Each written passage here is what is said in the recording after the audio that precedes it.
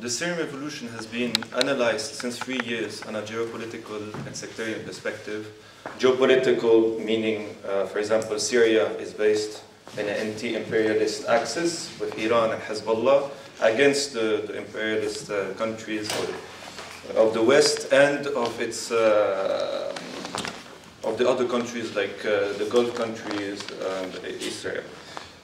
Or the sectarian perspective, we have the Sunnis on one side fighting the Alawi minorities inside of Syria. So this has been the main analysis of the media for 3 years in Syria.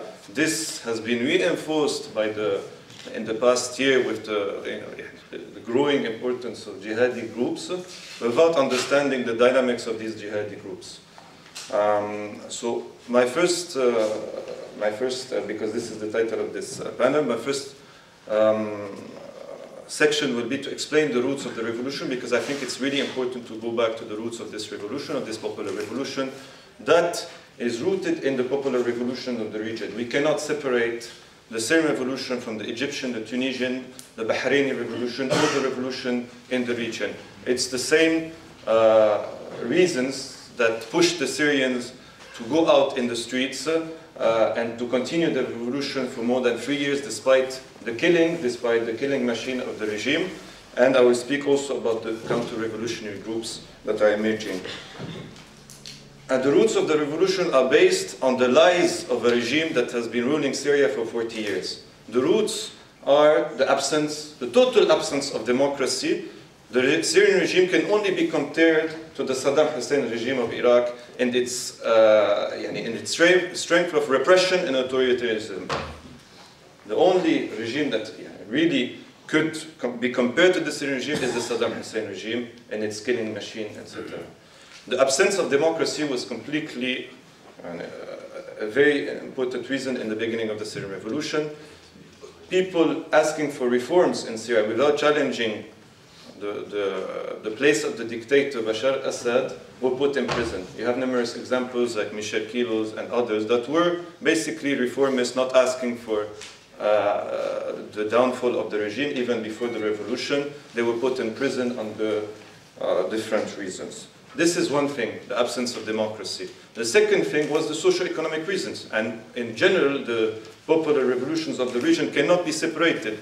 And the authoritarian nature of this regime and the socio-economic roots that the increasing social injustice in this society based with 30 years in some countries of neoliberal policy, especially in Egypt and Tunis, and in Syria has been accelerated with the arrival of Bashar al-Assad to power in 2000. So basically before the beginning of the revolution you had nearly 60% of the population of Syria living under the poverty line or just above.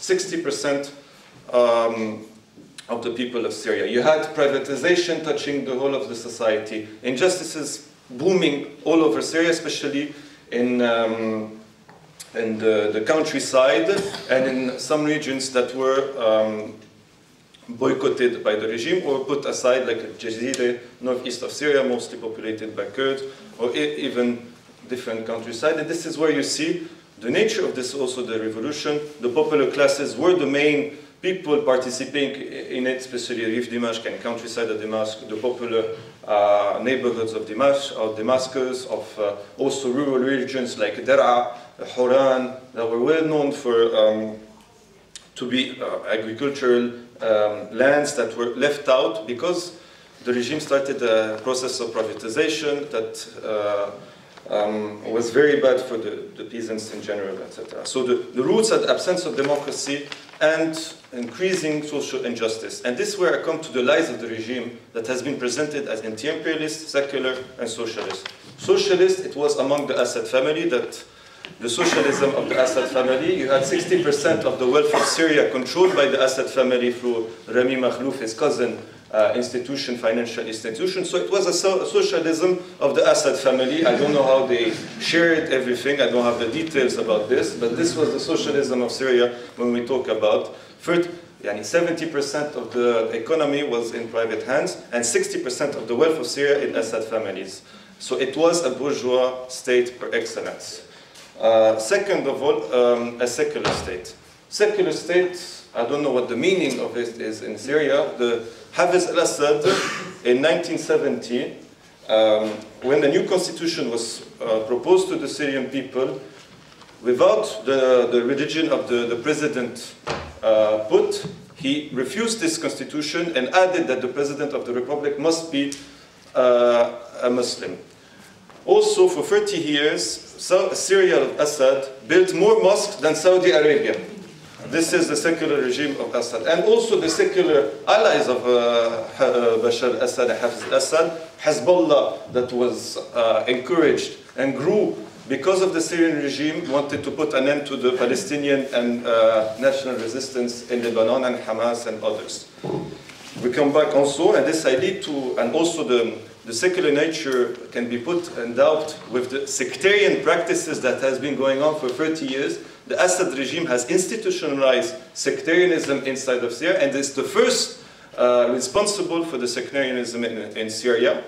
And I can develop this later, but also of racism, for example, between Arab and Kurds, especially in the Jazeera northeast, policies of colonization of the Jazeera, and also other politics.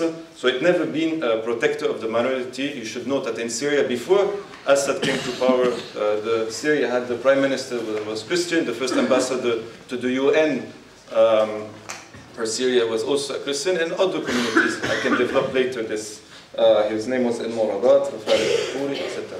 And the last one, which is the best one, is the anti-imperialist nature of the regime. This regime has killed more Palestinians than any other regimes in the region. This is the regime that entered Lebanon to crush the Palestinian and the national resistance and the left.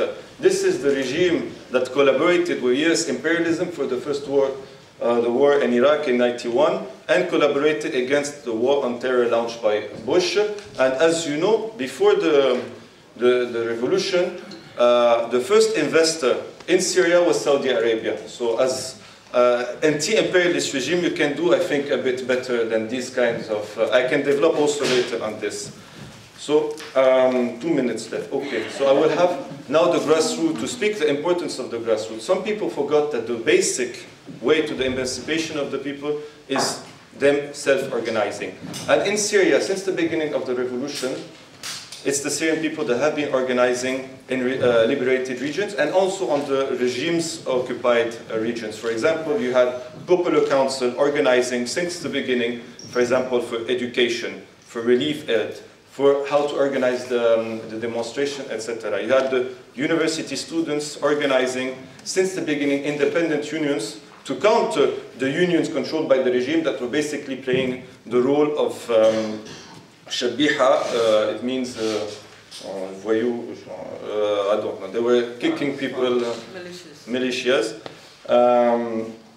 And they were also, the importance of the self-organization of people is that women were included since the beginning. They played a humongous role in the popular movement, demonstrating, breaking also some kind of conservative values that are present in Syria. For example, you had in Salamieh the Women Council deciding to participate in the in different demonstrations following the death of martyrs, etc., which was not allowed before, which was not accepted. So they participated in different demonstrations in this and in Damascus as well. And for example, in Raqqa, which is a province capital that was liberated from the regime in March 2013, the women played a humongous role in challenging, for example, different Islamist groups like Jabhat al-Nusra. They were demonstrating against the prisons of Jabhat al-Nusra to have their husbands and friends liberated. And they were the one when, in 2013,